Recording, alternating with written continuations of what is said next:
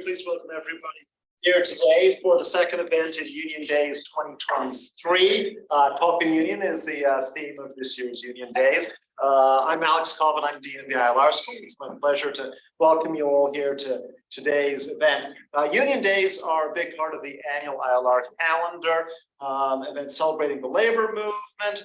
It's one of the major things put on by our Worker Institute, and I want to give them a huge shout out for this. Worker Institute, as you may know, engages in research and education, contemporary labor issues. And they always have a great tradition of student involvement, including involving in planning events like Union Days, which I think is really important. And for any students here, also remember they do a great job with their Research Fellows program that allows students to become involved in working on a variety of projects in Ithaca, New York City, involving labor rights, unionization, equity for workers. So if you're looking for research opportunities, any of you students, the Research Fellows program is a great program. For today's event, I do want to thank some co-sponsors, though, we also have for today's event, so we'll make sure to recognize them. Our co-sponsors today are Cornell Law School, Cornell Center for the Study of Inequality, the Cornell Law and Society Minor, Cornell Farm Worker Program, the ILR Office of Career Services, the ILR Graduate Student Association, the Graduate Labor Organization, the People's Organizing Collective Cornell, and the Cornell chapter of the AAUP. I also want to thank the Union Days Planning Committee, the Worker Institute faculty staff involved in that. I want to give a big shout out to Risa Lieberwitz, our director of the Worker Institute, for a lot of work on this.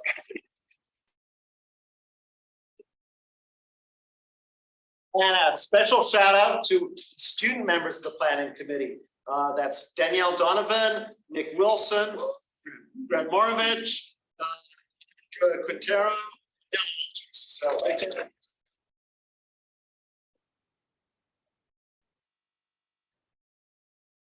want to do a big shout out to the staff who worked really hard on making this happen. Emily Kottman and Pam Geldner, the Administrative Assistants in the Global Labor and Work Department. Exciting new department. Communications team members, Jen Morley and Betsy Wiggers. And it's always our tech team, the amazing Mike Haflett and John Stern, for making a lot of technology. Now, this is the second event in our Union Days series. This event today is about talking union in the south of the US. We have an amazing panel of speakers today. I want to thank them for coming here. We've got some lovely southern weather for them today in Ithaca. I want to first introduce the moderator of our panel, Kim Kelly, who's author of Fight Like Hell, The Untold History of American Labor. There might be some book signings coming up later. Great book. So Kim Kelly is an independent journalist, author, and organizer. She's been a regular labor columnist for Teen Vogue since 2018, and writing on labor class, politics and cultures appeared in the New Republic, the Washington Post, the New York Times, the Baffler, the Nation, among many other outlets. She's also worked as a video correspondent for More Perfect Union, The Real News Network, and Means TV. Before that, this is interesting, she was a heavy metal editor at Noisy, which is Vice's music vertical. Pretty cool. She's a third-generation union member and a member of the Industrial Workers of the World's Freelance Journalists Union, as well as a member and elected councilperson for the Writers Guild of America East. Now, she's going to be introducing the rest of our panel, so we'll hold off and I'll pass it over to her in a sec. But I want to note a couple of upcoming things. First of all, after this event, there's going to be a reception outside in the second floor atrium. So if you go either through these doors or in the back and then down the floor, there's going to be a reception out there. But coming up as well, next week on Monday, the third event in Union Days, ILR Labor Leaders in Residence keynote, and that's going to feature Chris Smalls and Derek Palmer from the Amazon Labor Union. Obviously, one of the most exciting organizing things in the last recent years. Their keynote speech is going to be on taking on a giant, the path to unionizing the first Amazon warehouse in America. That's going to be 4:30 to 6 p.m. in this room, Monday, April 17th. And then the following week, Tuesday, April 25th, 4:30 to 6 p.m., different room, 115 Ives. We're going to have a talk and presentation by Ellen Cassidy, founder of the 9 to 5 movement. She's the author of Working 9 to 5, a women's movement, a labor union, and an iconic movie. So really an amazing lineup this year for Union Days. Today's panel is really exciting. I'm looking forward to hearing from them, but I'm going to turn over to Kim Kelly, who's going to introduce the members of the panel that you're going to hear from today.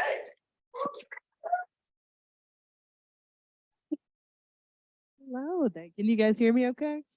I know I look like this, but I have a very quiet voice, so you gotta let me know. Thank you so much. Thank you so much for having us. This is so cool. It was so cool to wander around and check out your campus and go to the wizard library you guys have going on and go to and we just have had such a great time getting to know some of you guys and learning about what you're learning about and just hearing about how passionate so many of the students here are about workers' rights and labor and, you know, working towards the future we all deserve. And instead of introducing you guys myself, I feel like I would rather hear you describe yourselves in your own words, right? So I think I'd rather launch right into asking each of you, whether you want to grab this or grab that, if you could introduce yourself and also tell us how you got involved in organizing. Haeden, you're first. Well, my name is Haeden Wright. So I'm here as the auxiliary president of the United Mine Workers, Locals 2245 and 2368. So as you know, we were on strike since April 1st of 2021. So we've been on strike for 2 years in Alabama, in the Deep South. And I became involved with organizing through that strike, but also because I come from a union family. My mom is a teacher. My dad retired as a UMWA coal miner after 34 years in the mines. I know what unions have done for my family. I know what they can do for all workers. So that really challenged me to become more involved in the movement and supporting other movements and unions and organizing efforts going on in the South. So I'm going to pass the mic on over now. Hi guys, I'm Ieisha. I'm from Durham, North Carolina, and I first became a part of the union. I was working as a fast food worker at a restaurant called Franceis. It was at the height of the pandemic. They were not telling us about COVID cases. They were not properly cleaning the stores. And myself and a coworker of mine began to organize the store by getting petitions signed and staying up late, making phone calls to our coworkers, asking them questions about how they felt when they weren't telling us about these COVID cases. Did that tell them about this corporation, how this corporation felt about them? We did a strike. We walked out 12 o'clock in the afternoon. We know fast food restaurants, that's their prime time. I'm talking food on the grill, fries in the grease. We walked out. And when I looked back at the store and I saw that was nobody in there working, that let me know what type of power we have as workers. Without us, there is no business. That has given me a sense of empowerment that I will carry to my grave. And this is something that I'm going to pass on along to my children, my grandchildren. This is why unions are so important, because there are so many things that we do not have to tolerate from these employers. And the only way to make these facts known and to let people know what they don't have to tolerate is by organizing and speaking out about what we call their hidden little dirty secrets that they don't want anyone to know about. So becoming a part of USSW has become a major part of my life. I don't care if I get a job making $100 an hour right now. I am still in this fight because unions are the answer to all of us getting what we need from these employers.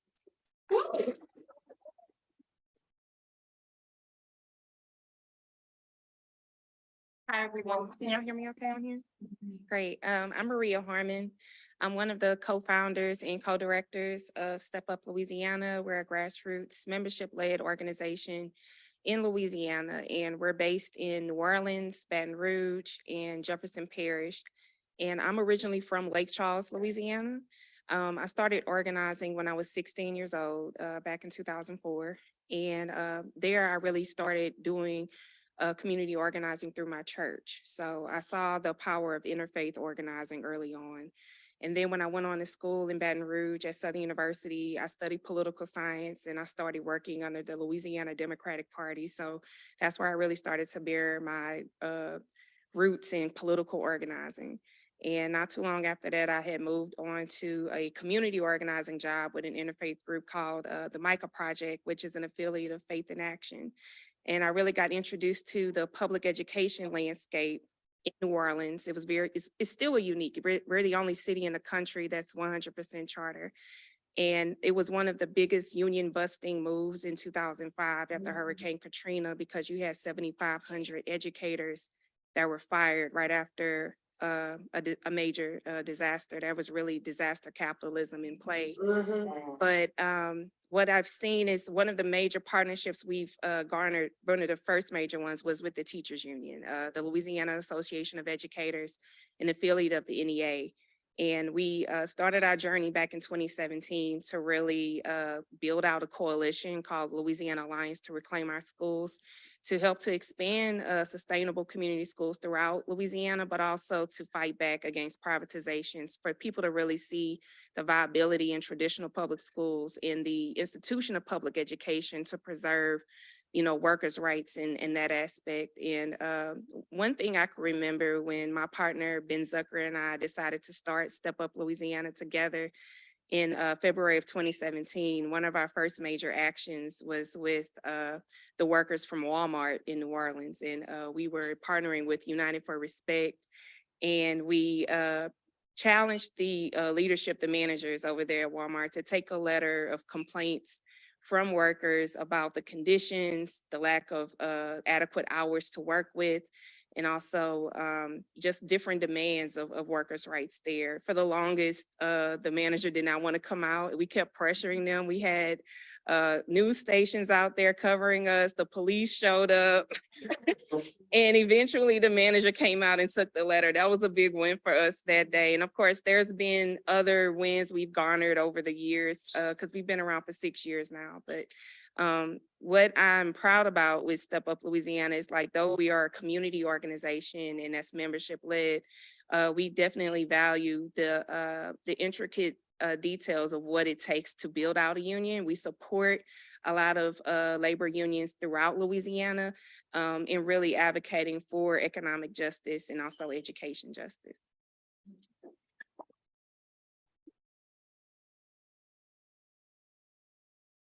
Well, unlike these folks, I am not from the South.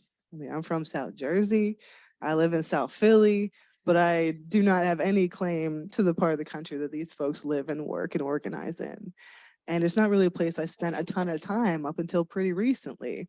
You know, I had toured with Southern bands and been to a bunch of Southern cities and traveled and everything, but I hadn't spent a lot of time there and gotten to really know people there.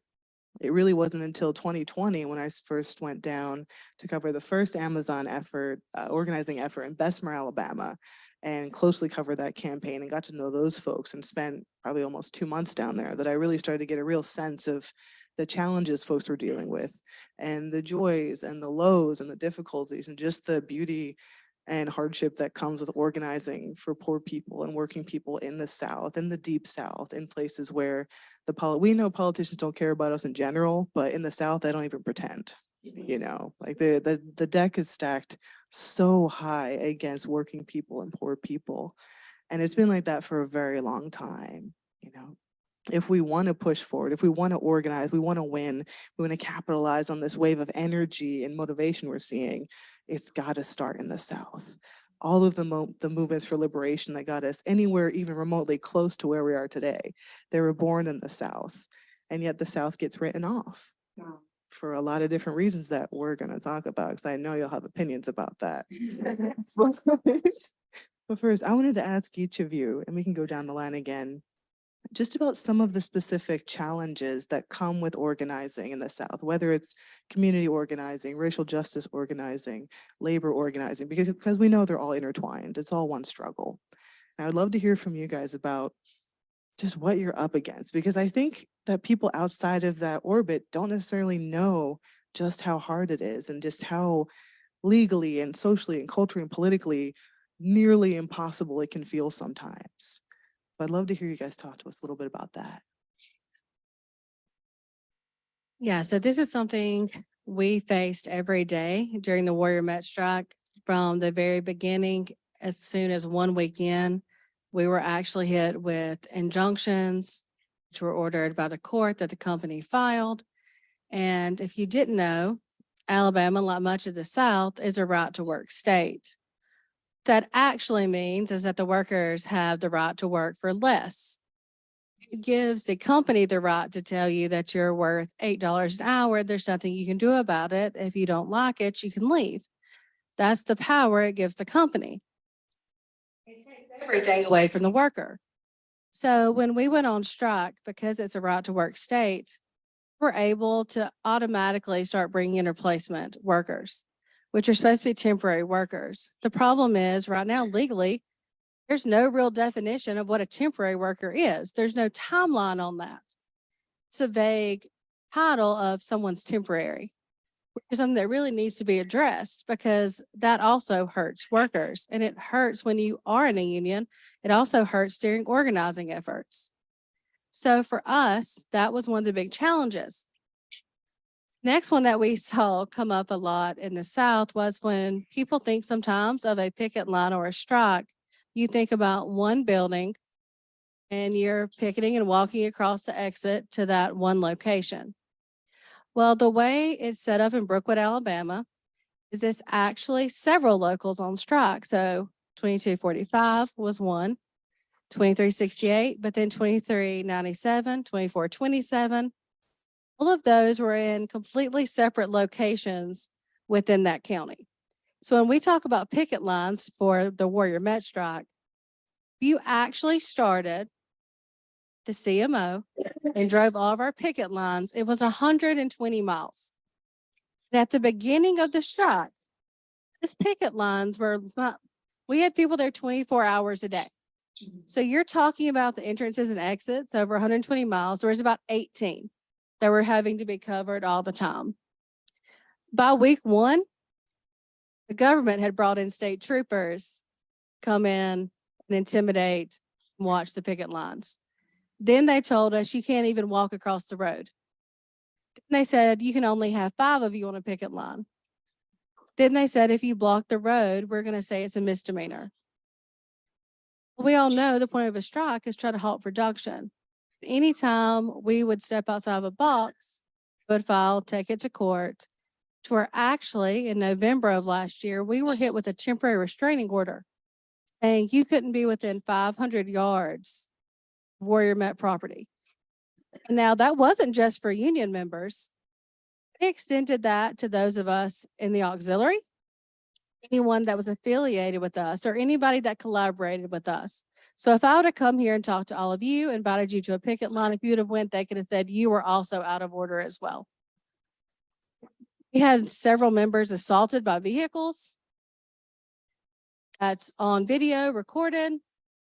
They were just allowed to drive into work and keep taking the job of the member that they actually struck with their car. We went to Montgomery, protested, and asked Kay Ivey why this was happening. Tax dollars are being spent this way, why she wasn't fighting for Alabama jobs. Because what they were doing was recruiting from all these other states to bring people down to take these jobs. So we asked our state government, why are you allowing this to happen? Why aren't you fighting for the workers here? It wouldn't even give a response. So in the South, that's what you're up against. You're not going to have your political leaders come out and offer support.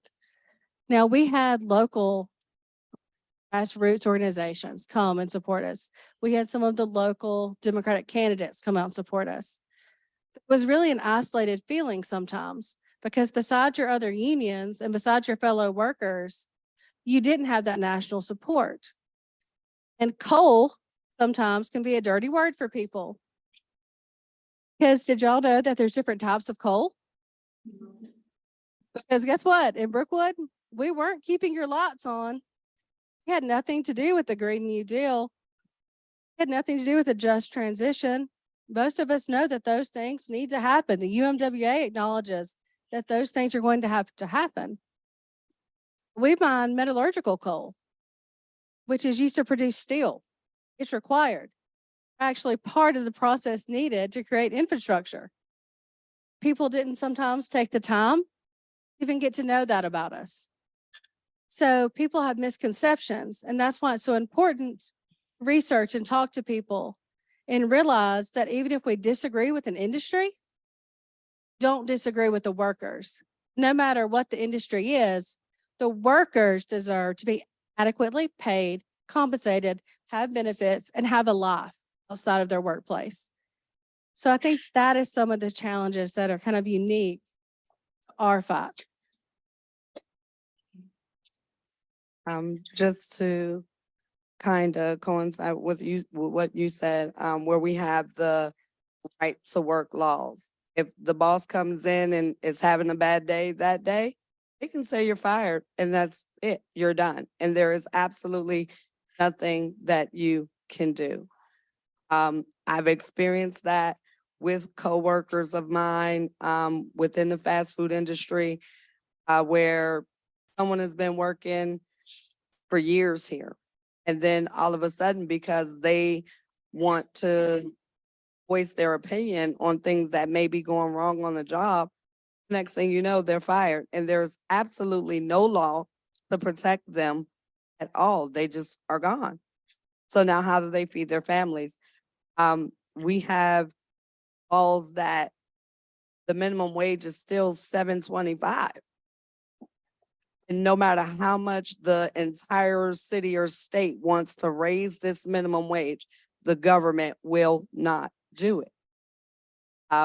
They're raising everything but our paychecks, building all of these housing developments and things where they're saying it's affordable housing, affordable for whom? Because not me. And these laws they have are definitely built and made to hold us down as low wage workers, middle class workers. We have to make tough decisions. We have to decide on whether we're going to pay the light bill or feed our families. These are the things that we're faced with in the South. We're also faced with, they're still using racial tactics to divide us in the workplace. And what I mean by that is, let's just say, for instance, I've been working somewhere for 5 years. They'll bring a brown worker or a white worker in, and they'll pay them more than, they'll start them off paying them more than what they pay me. And I've been there for years.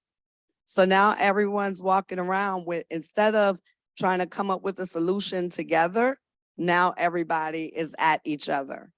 And that's their goal, to divide and conquer. That's how they keep us from organizing. That's how they keep us from forming these bonds to where we can actually talk to each other and realize that we're going through all of these problems at the job. They don't want us to do that. They don't want us to have these real conversations about what's going on in the workplace, because then we start to organize. That's their biggest fear.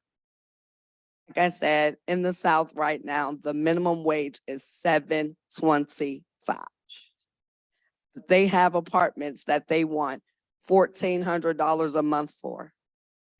On top of that, they want you to make 3 times the amount of the rent. How can we do that with a minimum wage at $7.25? But these laws are not designed to protect us at all. They're not designed for us to get ahead at all. This is again why unions and organizing so important in the South. I originally, like I said, came into the union with my first strike at Freddy's, and our demands were actually met. We wanted them to pay us for if we needed to quarantine. We wanted them to pay us if we had to get tested. We wanted them to do different things. And what happened was we exposed them. What happened was the franchisee himself, they originate out of Kansas. He came from Kansas And once they're exposed, he stood in front of us and he said, guys, the bad publicity, we can't take it anymore. They implemented a written policy that is still in place right now, to where not just in the store in North Carolina, they have 33 different stores where this policy is still in place. If you get sick, they're paying you for quarantine. If you got to get tested and you need a day or two for your test results, they're paying you for that. They actually contracted with a company that properly cleans the store. So the things that they have designed for us in the South, it's a bigger struggle for us than it is in other places. These laws have not changed in so long. It seems like they're not. But we, on the other hand, we know that they are, because we're going to continue to organize and we're going to continue to strike and we're going to continue to get petitions filed. We're going to continue to do walkouts. We're going to continue to speak out to the media, and we're going to continue to let them know exactly what's going on in these corporations. At the time, you know, when they had the so-called labor shortage, which wasn't, all of a sudden you saw these hiring signs that were starting at $15 an hour, starting at $16 an hour. These jobs went from starting you at $7.25 to starting you at $15 and $16 an hour. Not that they had to by law, because they were forced to. Because when you hurt their bottom line, which is their money, and people are like, if I got all this money on unemployment, why should I go into work? That hurts their bottom line. When they don't have employees at work, they can't stay open as long. They can't open on time. They can't close on time. They can't do any of that. So therefore, we forced their hand in paying us more, despite what these laws say. So long as we fight, so long as we stand up, speak out, step out, and expose these people, we can get exactly what we want. It's a struggle in the South, but it's a struggle that we are going to take to the end.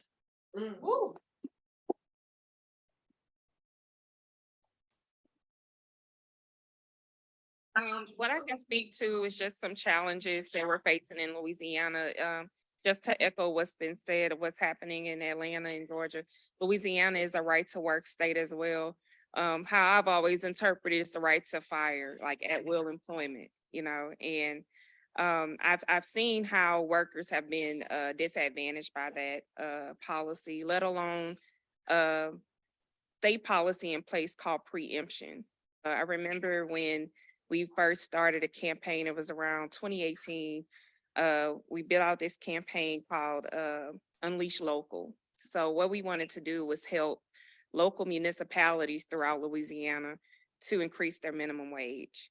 And right now, New Orleans was successful in being able to increase their minimum wage to $15 an hour for all workers that are city parish workers or state workers, but it doesn't extend over to the private sector.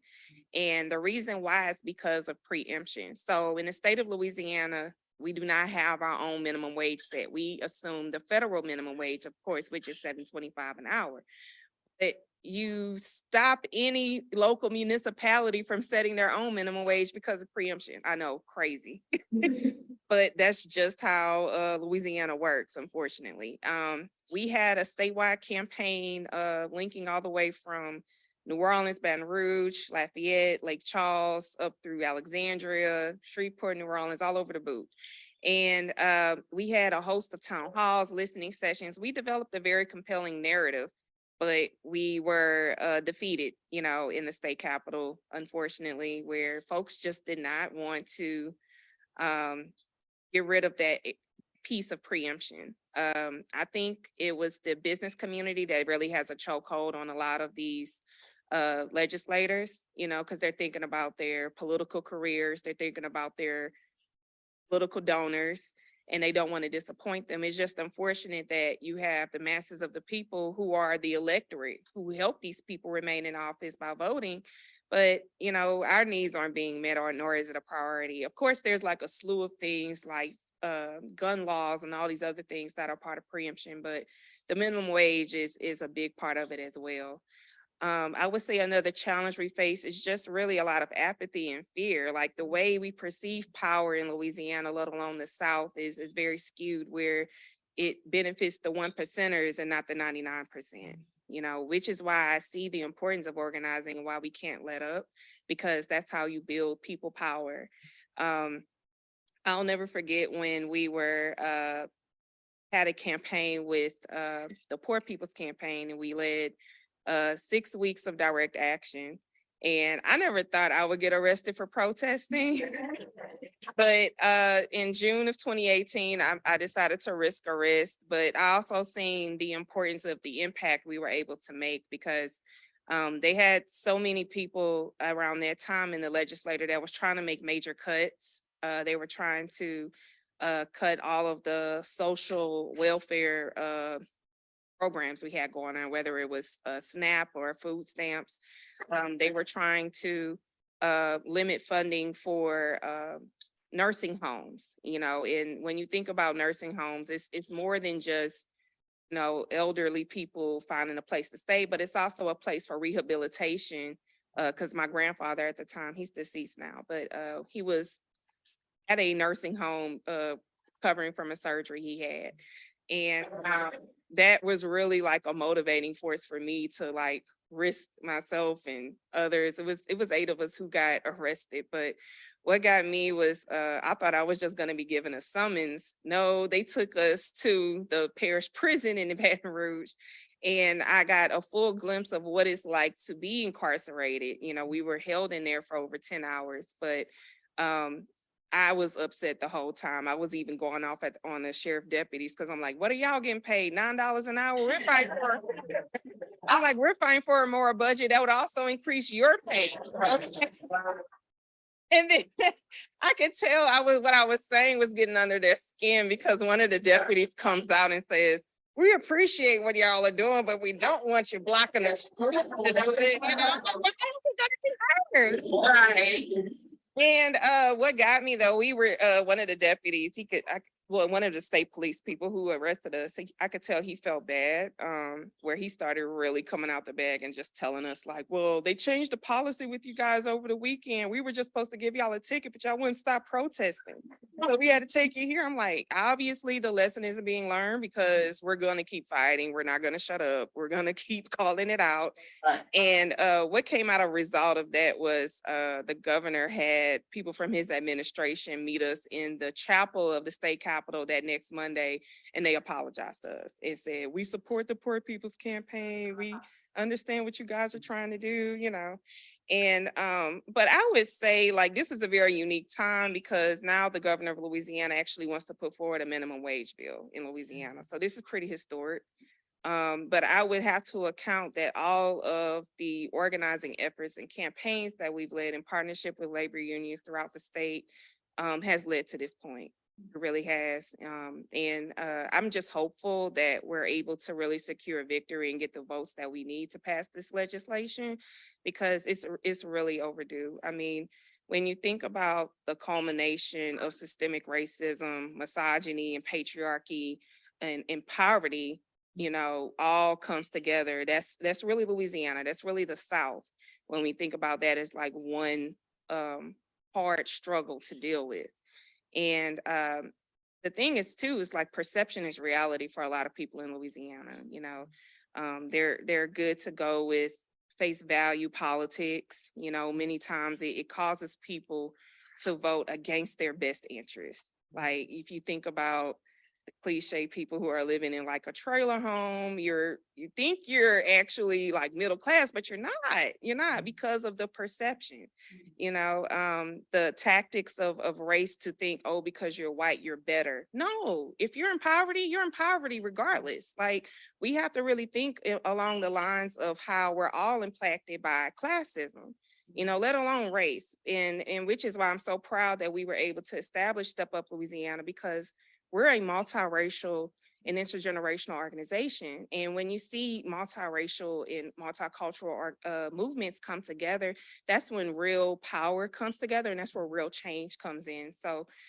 That's why I'm so glad that, you know, we're a viable organization as grassroots in Louisiana that's continuing to fight in partnership with labor unions.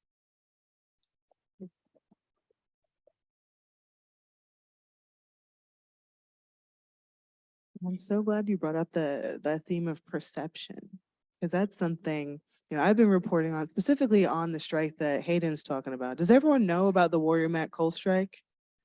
Anyone need a quick cliff notes? Okay, this is the labors. Well, just in case, just to say, in case someone forgot to do their homework, this is the labor school, but I won't hold it against you. Just cliff notes. Back in 2021 now, 1,000 UMWA coal miners in Brookwood, Alabama walked off the job on unfair labor practices strike. And it's been a wild 2 years. The strike lasted about, I think, 23 months. And now it's kind of in this limbo period where there's a return to work order, but not everyone's back at work. It's complicated. They still don't have a contract. But those 2 years, I must have gone down to Brookwood like a dozen times. I feel like I was there more often. I've definitely seen your mom more than I've seen my mom the past couple of years. And when I first started going down there, and really kind of anytime I would like tweet about it or talk to my friends who weren't in labor about it, they'd be like, "You're going to Alabama? Why would you want to go to Alabama?" I'm like, first of all, you clearly have never had Alabama barbecue. And also, like, kind of go fuck yourself. Why wouldn't I want to go to Alabama or North Carolina or Louisiana or anywhere? Like, and I live in Philly. I used to live in New York. Like, there's definitely that Northeastern kind of bias. And even like that Northern in general, people that don't spend a lot of time in the South or have friends from the South or really understand US history tend to have a skewed perception of the South and the people that live there and fight there and work there and vote there and organize there. And they tend to focus primarily on the negatives, on the whole like red state idea, on the deeply conservative dickheads who tend to run those states. They run the rest of our states too. They just hide it better. Like no one's better than anybody else. The South just has so many more, as you heard, layers of structural oppression and racism, inequality, poverty. The deck is stacked so much higher and has been since like 1619. Like there's a lot of catch up being played. And I'm interested to hear from you guys, because you're actual Southerners, about your actual Southerners who go out and talk to people, who organize with people from outside, who talk to the media. What are some of these perceptions you're coming up against, the stereotypes and the lack of empathy? Like, what is it like to be organizing in the South and trying to share your story with people that don't quite get it? So I think one of the big ones is everybody has this idea that in the South that everybody is the same, when actually your southern states have some of the most diversity in the entire country. Our union memberships are some of the most diverse in the entire country. And actually here today, those of us that organize and work labor in the South, most of us have known each other because we're out talking about it. Sometimes people don't want to listen. So we were so excited and honored to be here to talk to you. But to tell you firsthand that people in the South do want change. They want better. It's hard to see a way out of that when it's been your life and how you've grown up. My husband, while on strike at the mines, actually went to work at Amazon during their second union election it's called salting. Y'all probably know about that. So he went to salt at Amazon. So we got involved also with RWDSU and their efforts to organize in the South. It's a lot different. But when you actually take the time to talk to workers, I can promise you, you're going to find a whole lot more in common with each other than what you find as differences. It's just sometimes the media, it makes a better story if you pick out those buzzwords that people are going to have strong feelings about. When you get down to basic issues, everybody believes that they deserve a living wage. Everybody believes that they deserve health care. Everybody believes that their boss should have to be respectful. Everyone wants a say in their workplace. All workers want those things. They just don't want us talking about them. Because I can tell you, we might be the UMWA with the mine workers. I'm a member of AEA and NEA because I'm also a high school teacher. So I actually teach as well as my other full-time job. And then we showed up. She was here with us too. We're doing issue rallies. We showed up for them in the middle of our own strike. Recent as Black Friday, we were out picketing at Amazon in Bessemer with those workers. You might say, well, they're not my union. It's isolationist. We don't want that, and that has to change. And in the past, it's been a real problem because we got so caught up in abbreviations, forgot that we're all workers. So while you have power in your union, we have a whole lot of power in 6 million union siblings across the entire movement. So you have to remember that your abbreviations don't define you. It's the fact that we're all union siblings that defines you, and we should show up for each other. Same reason I actually saw someone here with the Starbucks Workers United shirt on. We actually showed up, and I'm excited to say Birmingham, Alabama has a unionized Starbucks. In our state.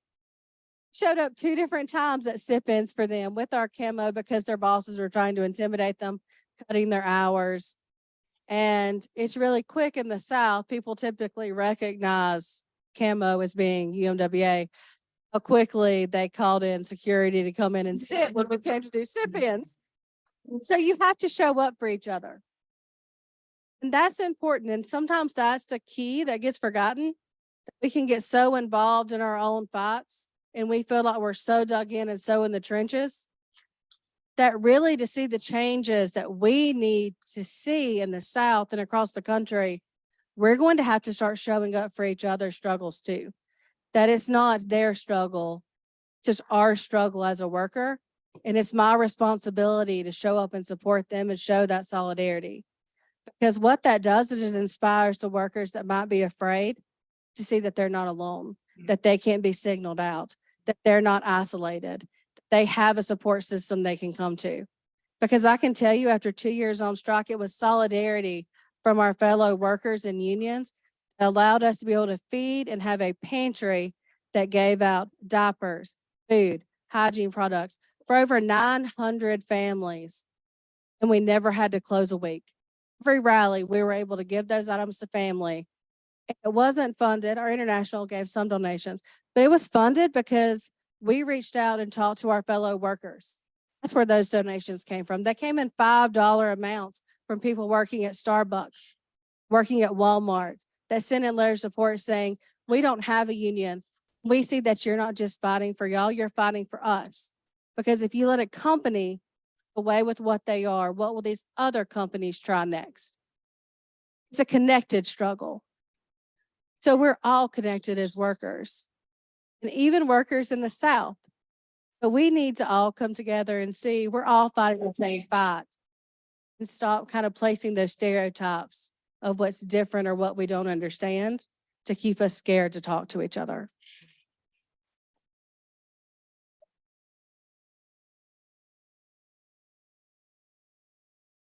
My story with the strike at Freddy's is a prime example on why USSW organizes the way that we do.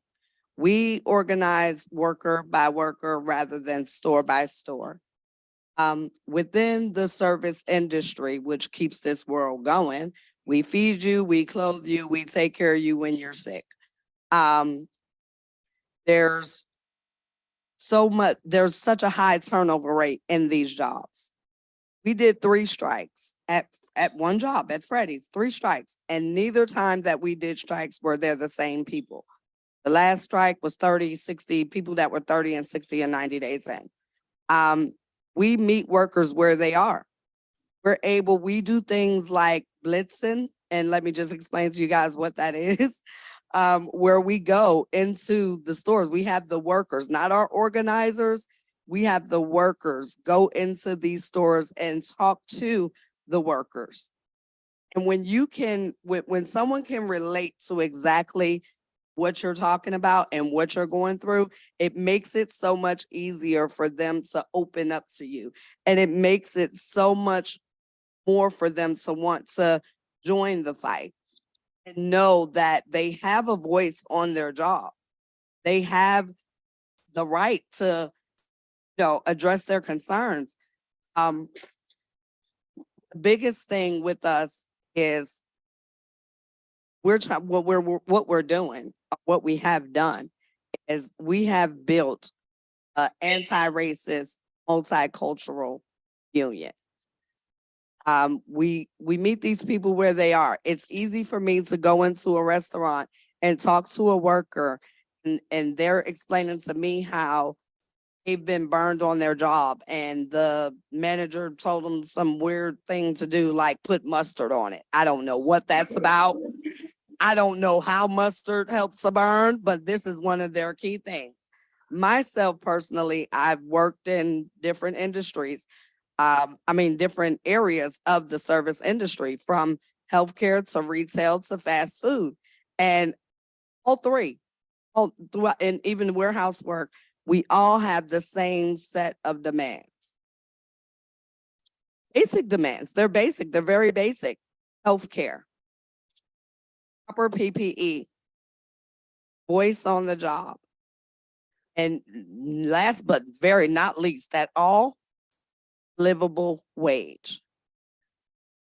Basic demands that we shouldn't have to have a bullhorn to shout out in the street about. These things should come automatic. That's why we organize at USSW the way that we do, worker by worker rather than store by store. Because the turnover rate is so high, we don't have time to wait for an LRB election. It takes too long. Takes way too long. And our demands are immediate. They're right now. So we go directly at the corporation, hit them where it hurts. We shut their stores down. When we shut their businesses down, they have no other choice but pay attention. That's how you grab someone's attention. There is power in numbers.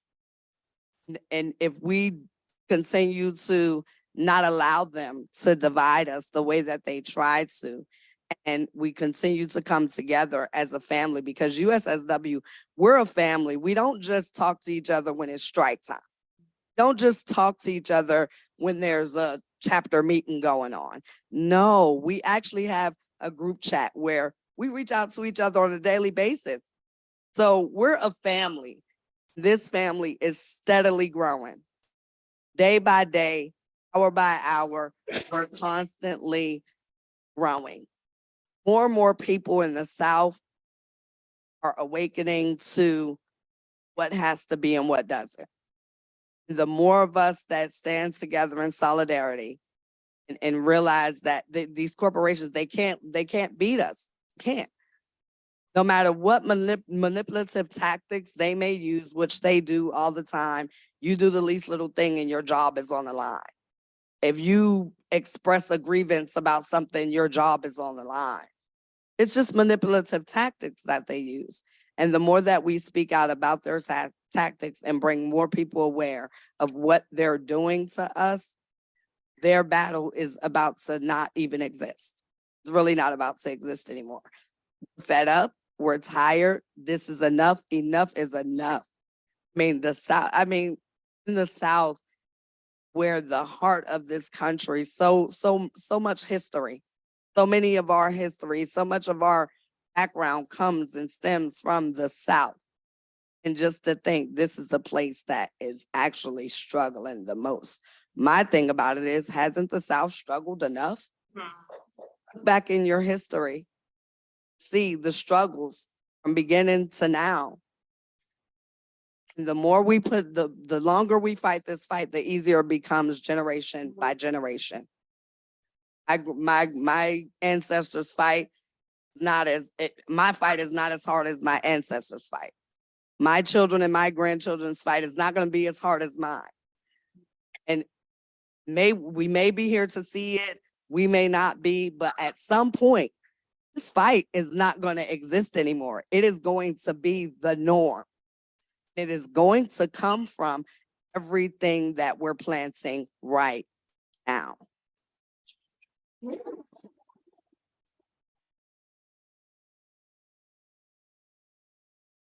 The many conversations I've had with workers, parents throughout Louisiana is just the opportunity to provide for your family, to be able to live a sustainable life, have a roof over your head, not have to worry about if the bills are going to get paid, or and these are concerns that transcend race, it transcends gender, it transcends any walk of life, right? Even though we use all of these different identities to be divisive.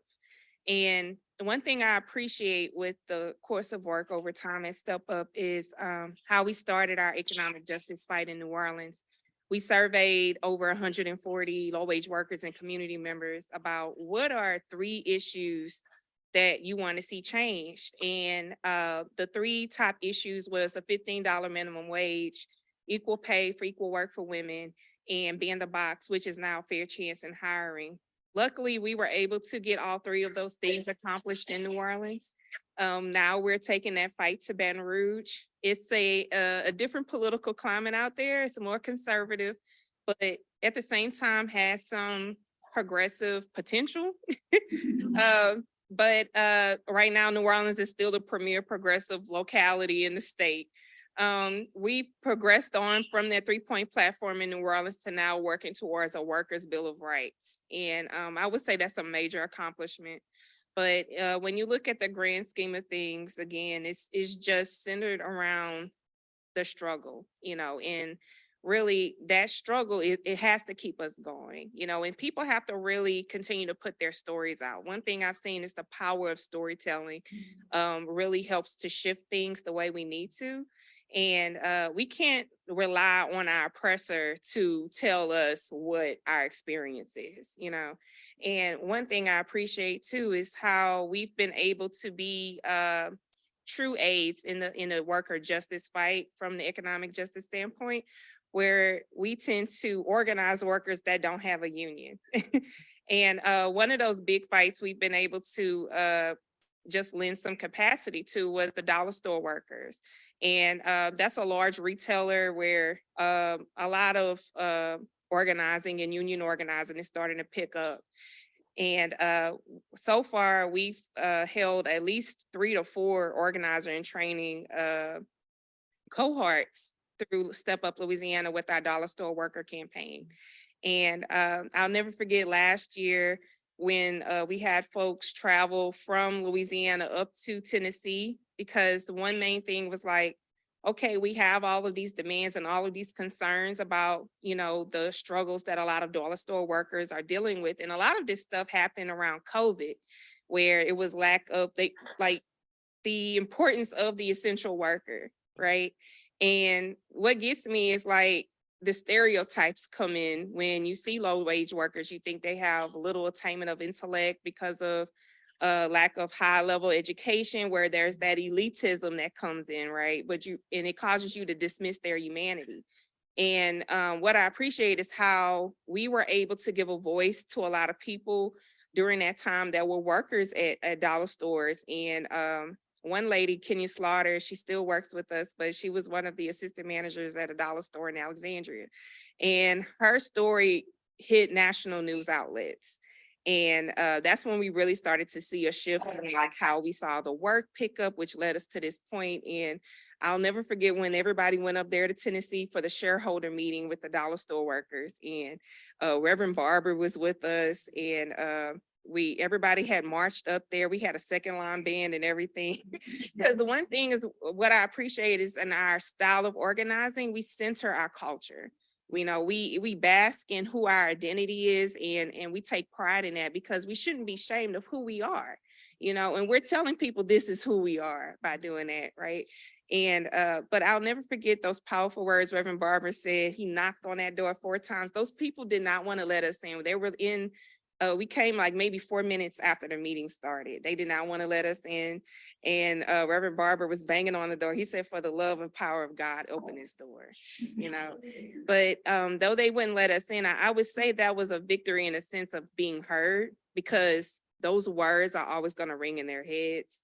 And just to see the power and vigor that everyone felt in that moment of feeling empowered for stepping up and having their voices heard for dollar store workers, and how that work has progressed tremendously. And we have another opportunity to go to Tennessee again, which everyone plans to do later in May. And I'm excited to see the outcomes that could come out of that, because one thing is, when you start to build out an infrastructure of organizing and giving people a space to really step into their power and have their voices heard, it's like there's no turning back from that. And you start to build such a commitment from people where they actually start to identify their purpose even. You know, with some people where they just started off as just working part-time at a place, and then now they're like a full-blown organizer and activist. You know, and it's those things that I think keeps us in the movement. You know, we can't step away when you have when you develop leaders like that, and start to cultivate strong partnerships and start to see some changes. Because even when we saw some wins that came out of our demands that were laid out for dollar store workers, where we started to see plexiglass that was set up during COVID.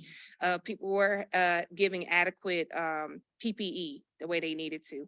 And even some of them had it was a disaster or a rapid COVID test given to them too, but also it was a disaster pay or something, but they had given an extra bonus on their checks for that, you know. And I know if we wouldn't have stirred up a ruckus, we probably wouldn't have gotten any of those deliverables, you know. And though you might look at it as crumbs, it's like, okay, we got the crumbs, but what else can we do to get a bigger slice of the cake here? You know, it's like, it's an ongoing marathon. It's not going to be a sprint and, oh, we got to win. No, we have to stay consistent. And I feel like the progression of the work and how it's going to continue with our trajectory in regards to dollar store workers is, I can only imagine that a full-fledged union, it may get established, right? But we're in there, like we are organizing workers on the shop floor. You know, it's so funny now because we're starting to see retaliation, and that's how I know we're making impact. Because when you see these little orange bracelets, it says Dollar Store Workers United. And it's almost like a red flag, or you see some of these you know, district managers get triggered, you know. So I can only imagine how this could transcend to other sectors of large retailers where they're like, okay, we do need to unionize, you know. So it's a lot of opportunity there that we have to seize. And again, we can't let up. We have to remain consistent in the fight and laying strong on our demands.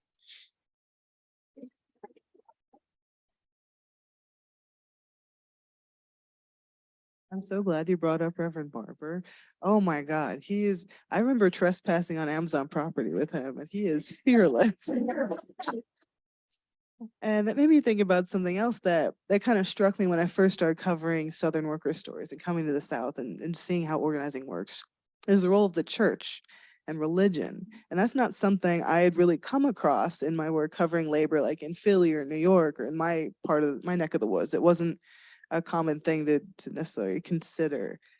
And I remember coming down to the UMWA rallies when I first met Haeden in person, and they started, not only did they start with a prayer, they had Brother Mike out there preaching. Like that was it was just ingrained, and it was totally normal. And that was just part of the union, part of the movement. And Ieisha, definitely chime in if you have thoughts to share about this too, but I definitely want to hear how Haeden and Maria feel about this, because I know you said you were involved in interfaith organizing. I know you're involved in the church. It's just something that I think is almost unique to organizing in the South that you might not necessarily think of right away, but is actually a very big deal. Yeah, so in the South, one of the big pushes for especially those of us in the auxiliary, and I just want to take a minute to say, when you're organizing, if this is what you're wanting to do, the biggest advice I can give you is to find your circle. because you're going to see a lot of people come in and out and kind of burn out. You have to find your circle. So for like me, for my circle, Connie and Cherry, a few others, they've been there since the very beginning. We've stuck through all the way. It's your support system. They're the ones, like Kim talked, that you're going to pray together, you're going to fight together, you're going to yell together, you're going to cry together. And sometimes you'll say, okay, we'll go to jail together if that's what we need to do. So I know for us, our faith is what drove us to establish the pantry. It's what drives us to keep fighting, because in the South, we have a little bit different, I think, of perception or interpretation of what's expected of us as being a Christian, as doing good works and charity and mutual aid. You're supposed to be fighting for each other. So when we look at it scripturally, for us, we're looking at it to be Christ-like. Christ came and walked among workers and fought for workers, not for the elitists, not for kings, not for your billionaires. So that plays a part in why we kind of did what we did. That's to say that we are accepting of all individuals. So my beliefs are what helps form who I am as a person. It doesn't mean that I don't have some of the exact same goals, some of the exact same feelings, the exact same ideas as anyone else. So I think that sometimes religion can be used to try to polarize people. Because when I'm talking about religion, I'm talking about love. I was told to love others, to serve others. At no point was I ever told I have the right to judge anybody. And I think that that is one thing that unions do.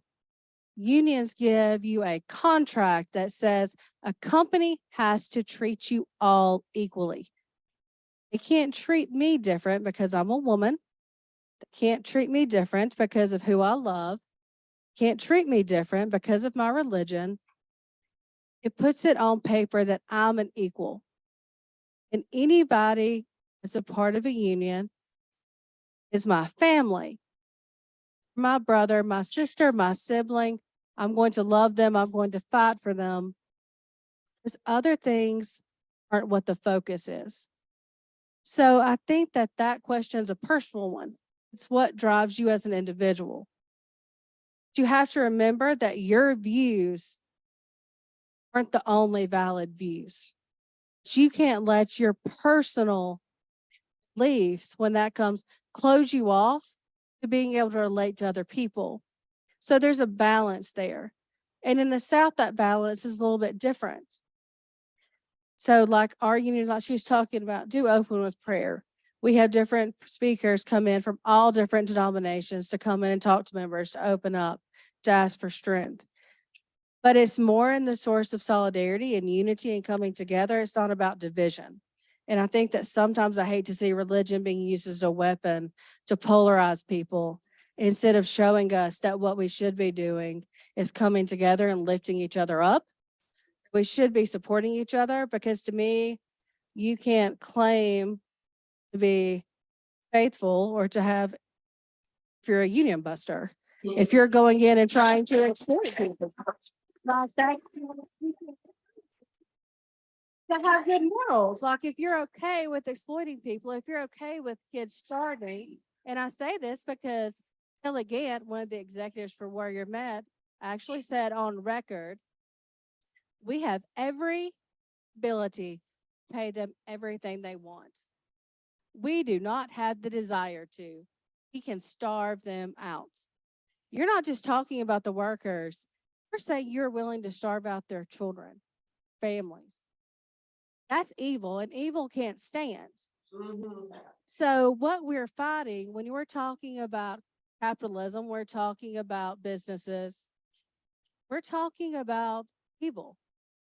That division, you have to call it what it is. And so when we stand together as workers and we fight against that, it doesn't matter how you identify yourself, what denomination you want to identify with, whether you're an atheist, I don't care. In the fight, we're a brother and sister against evil because evil can't stand against what's right and what's just for the many.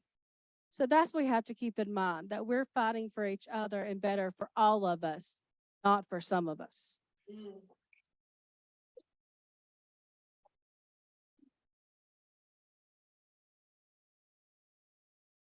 Most definitely, my faith keeps me in this fight.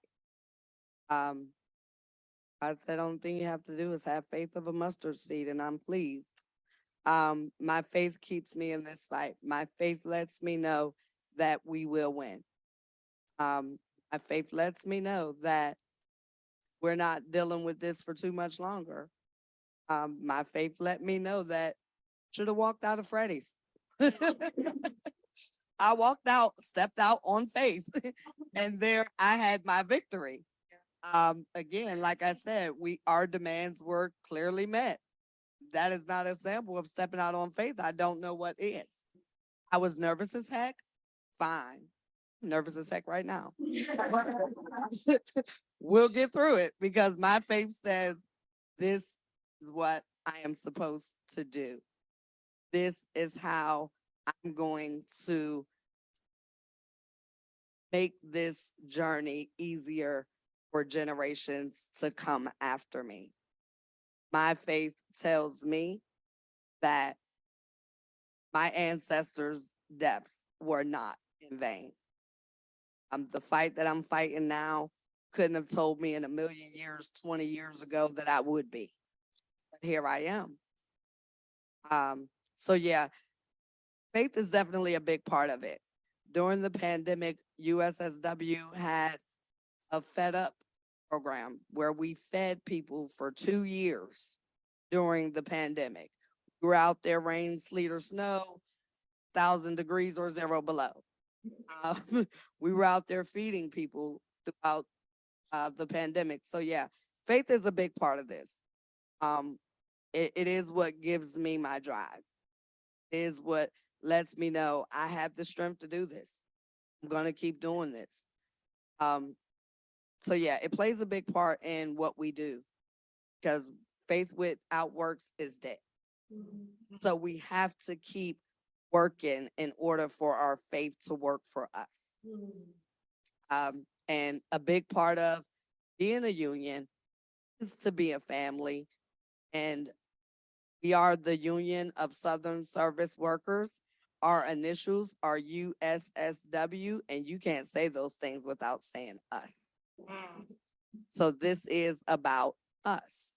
There's so much going on within these service industry jobs where they're not deemed important. They're not deemed dangerous to the point where South Carolina actually filed a complaint against South Carolina OSHA because they're basically discriminating against Black workers because in these industries of fast food, retail, warehouse, it's majority of Black workers, majority of Black women like me. And they're not doing enough. They're not doing the regular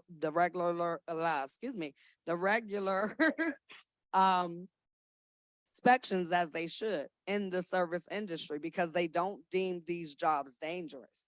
They're not doing programmed inspections because they don't deem these jobs dangerous. Well, explain to me how, if I'm working in a warehouse, I have not been properly trained to use this equipment. How is that not dangerous?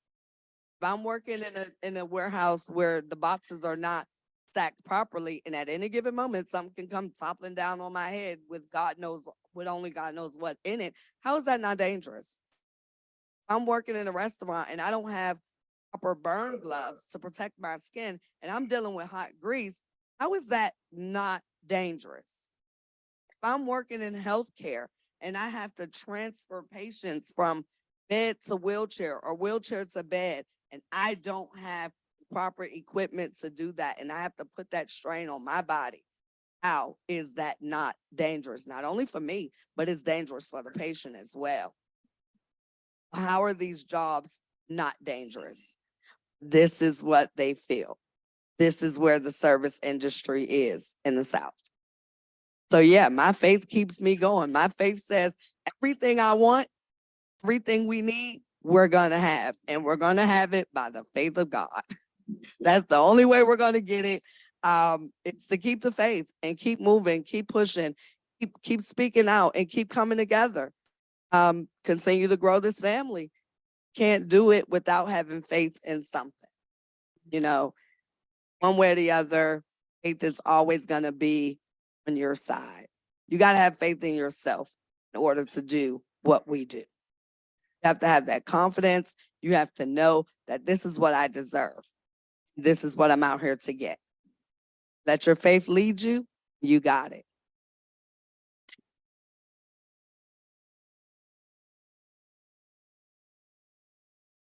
When I first started doing like real community organizing, of course, like I mentioned in my introduction, I started off with doing interfaith organizing.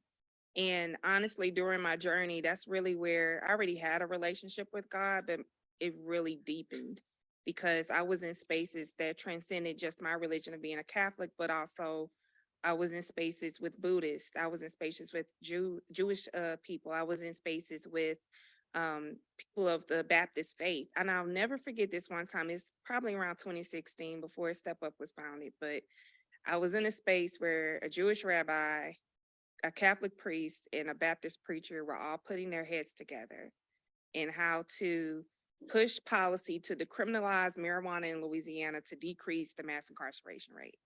That was powerful to me.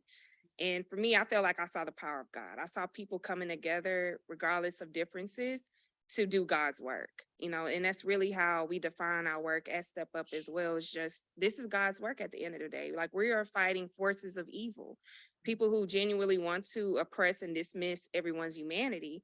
And whenever you see those power structures in play, what we see is turmoil. What we see is death.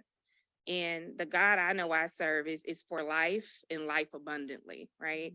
And one thing I've seen just in my journey of organizing, and even since Step Up started, is like, if you don't have the pastors out there with the people, it's like, what are you really doing?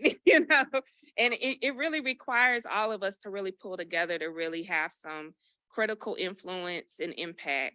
And one thing I appreciate is when we were doing the Poor People's Campaign, it really required us to network and pull together with faith leaders throughout Louisiana. And Step Up, we were the anchor organization during that time, but we all had to come together. And there was some difference in how we practice our activism because they were taken back by the direct action. And I think everybody was, because nobody was really doing direct action like that in Louisiana. And I really felt like, well, at least since the civil rights movements, right? But I felt like us doing that was like a return back to that, going back to our roots in that sense. But one thing I appreciate with the faith leaders is them giving space for us. We know what grounds us is prayer, and then seeing their support in that space really made things meaningful, and it really brought everything full circle. Also, it's what keeps people in the fight. Like when my dad was working for a plant company in Lake Charles and they went on strike for 6 months, it was his faith that kept him steadfast, and all the other workers who were going on strike. When we have other labor unions that are in partnership with Step Up doing things, one thing we do, we start with prayer, and many times we end with prayer. But it's like the understanding foundation, that brings everyone together and just really keeps us in this fight.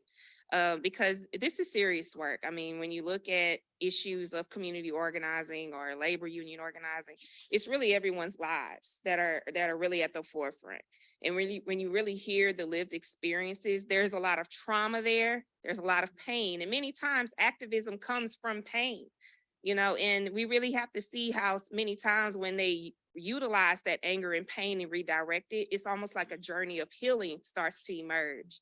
And it's really where the foundation of prayer and the foundation of our faith really brings it all together, you know, and that's what I'm really thankful for. It really gives the meaning of what family looks like within our community and also our culture, you know, really being proud of who we are and living in that.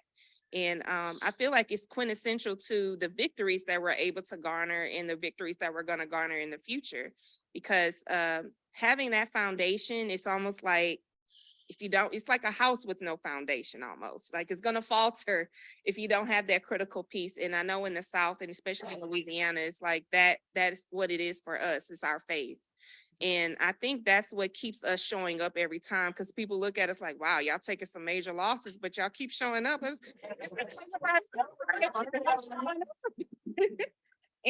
it's also what keeps us going, you know, having good food, good music and prayer. That is quintessential to the organizing fight in Louisiana. Yeah.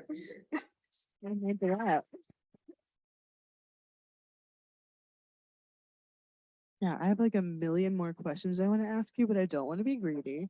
And we have this beautiful audience here of esteemed labor scholars in the making. Does anybody have any questions they want to ask our guests in the next 9 minutes? Before we all go out there and, you know, buy copies of my book and whatever. Also, yeah, some of your colleagues betrayed you because there were some very curious questions we got yesterday at dinner. So I know some of you guys might have some things you're interested in. Who's gonna break the seal? I guess let's do this. Thank you so much. I guess my question is, for those of us workers that are in the South, like what can we do to provide more solidarity for the struggle that you all have right now? I think showing up for each other. And there's a lot of ways to show up. That can be coming down in person. That could be events like this. But also just inviting us. We'll be happy to travel to y'all to come show up for your events. We have to get that sense of community back, because we're talking about what works in our communities. When you're organizing, you're going to have to figure out what works in yours. But we need to have this network that brings all of us together. Sure, we do have a really hard fight. Have that backbone of support that's going to show up, that's going to be there. And then the other big thing, one great thing about social media is really being able to follow each other's struggles, fights, victories. I think it's making those connections and taking the time to see what else is going on in the movement. Because no, I might not be able to make it out to Rutgers, who's actually doing a strike right now. You know, I'd love to. I might not be able to make it there, but I can follow those workers. I can amplify voice of the workers. And that's what I've seen people have to be careful about when they come in. Sometimes doing labor is organizing within an organization and in a community, is you have to make sure that you're not taking over the voice, the actual worker, that you're amplifying their struggle and their fight. And so that's a great question. I think what we have to start doing is having these type of conversations, and then be willing to sometimes say, hey, would y'all like to come down to Alabama and let's have a conversation? Or invite people to come up to New York and let's have a conversation. Because if we really want change, if we want to get to know each other, we have to have those. It might be uncomfortable.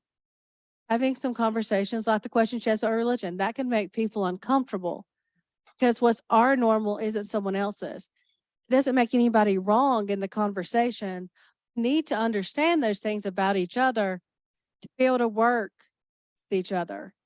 Sometimes you have to talk about what makes you different so you can understand each other and work together. You can't be scared to have a conversation because it's uncomfortable or it's hard or it makes you feel bad. Because those are the conversations bring change. Because once you start understanding people as human beings and you can find empathy with one another, you can find those common goals, that's your strength. Those conversations make you stronger. So yeah, so I think that's the biggest thing. We have to actually take the time to get to know each other. Okay. By all means. I do believe that our method of organizing is where we come to we go to you, we come to you. We don't wait for you to come to us. We won't know that there's a problem unless we come to you. And by us coming to you and not waiting, because you may not know, you don't know about USSW. Nobody knows about the Union of Southern Service Workers here at Cornell, right? Until I got here, right? Right. Right. But you know now, however, this is us coming to you. And we're coming to you open-minded, open ears, open hearts, willing to listen and willing to sit down with you and strategize whatever your problem is, organize whatever your problem is, and let's go. So yeah, us meeting you where you are, us coming to you, not waiting for you to come to us, major thing in getting that process done. Yeah, I seriously have to echo that sentiment as well. I can even speak to a current situation we're dealing with. Like I said, have a cohort of organizers in training where they're learning to be organizers through the Dollar Store campaign. We have Dollar Store Worker campaign. We have a Step Up. And what we built was a connection to workers in Tennessee. And what happened recently, I don't know if y'all got news of them like busting up everything that's going on with labor organizing happening in Tennessee, where it even impacted us because we were going to send 2 workers up there from Step Up to work with Tennessee workers and train them. You see how all this is connecting? But and it was, I think it's Workers with Dignity. And unfortunately, everybody just got fired from there because of all the backlash and retaliation that's happening. And now we're in a position of trying to talk to folks at SEIU to see if we can be housed at their office. But I think it all has a domino effect. Like what could be happening in Louisiana, unbeknownst to us, could impact Tennessee, and which it is happening. But it just shows that we have to remain connected. We have to take advantage of our national networks and pull together as workers, community, everyday people to really stand up against these power structures of capitalism and oppression, and the key to that, though, is just remaining consistent and also showing up consistently, but also laying into those systems like, how do we operationalize this in a more viable way and actually see the benefit of it, because it says a lot to me when they seen that the retaliation that Tennessee got, when I think they're thinking back to the action we had last year. And now we're going back up there, but hopefully things can work out. But I had to share that, like, this is crazy, like transcending state lines. Here we are as having like a strong connected, issue of helping to organize large retail workers to fight for a union. And then this is the pushback that we're getting. So we can't let up. They're doing all these things to prevent us from going forward, but we're not stopping at all. Like, we're gonna keep going.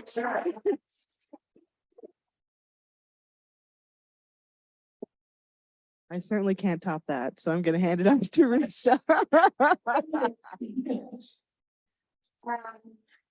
So first, a huge thank you to this extraordinary group. So please.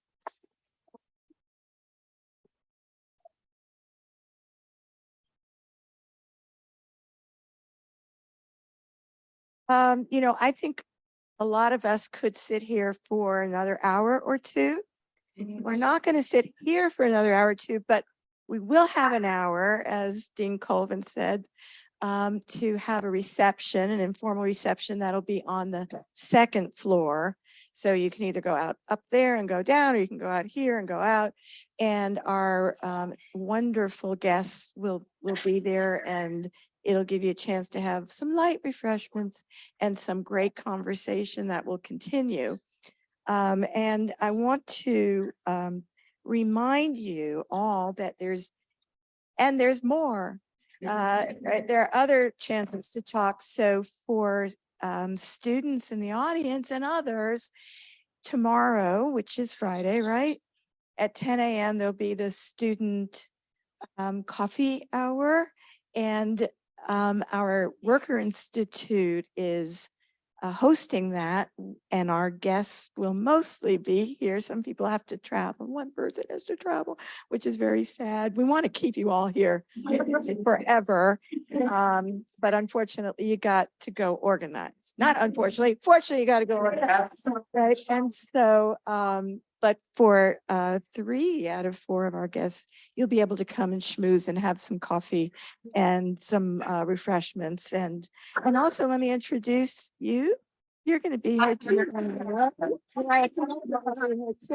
From UXSW, so she'll be here to schmooze as well.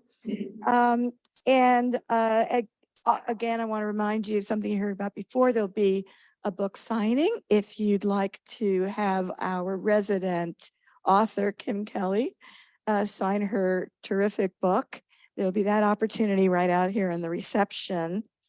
And I just want to end by, I'm not going to end. I'm going to remind you of Monday also. Remember, Monday, 4:30 back here.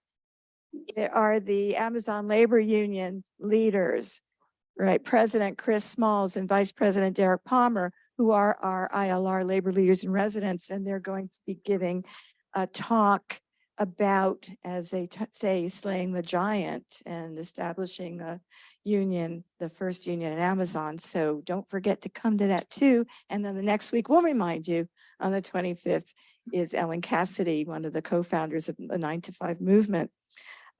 So now I want to give an extra special thank you to the student members, as has already been done, but once again to the student members of the Planning Committee for Union Days. You all were so and are so amazing. You know, you were organizing, right? You were doing just what our speakers were talking about. You were stepping up. You were talking union. You were bringing in people to make these connections. And I love you all so much.